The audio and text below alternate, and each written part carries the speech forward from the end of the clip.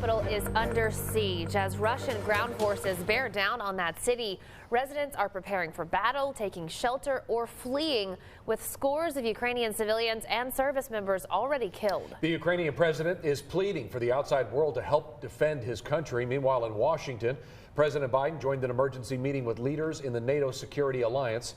Alice Barr has the very latest from our capital. The White House today announcing economic sanctions against Russian President Vladimir Putin, taking the rare step to directly target a world leader as Russian troops closed in on Ukraine's capital amid mounting casualties, gunfire, and explosions.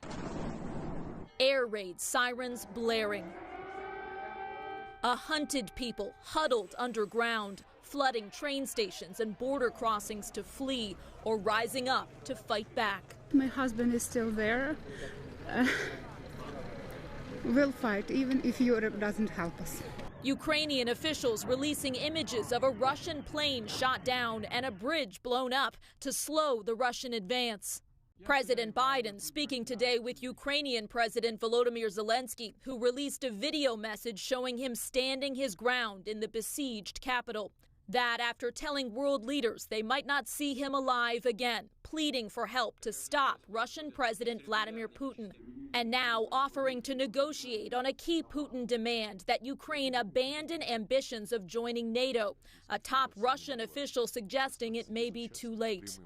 Russia has shattered peace on the European continent. President Biden joining NATO leaders in an emergency meeting, weighing how far they can challenge Putin without escalating to direct military conflict. NATO's Secretary General announcing that for the first time in history, part of the NATO response force is deploying for collective defense by land, air, and sea. The 40,000-member force includes American troops. They'll defend allies along NATO's eastern flank, but will not enter Ukraine.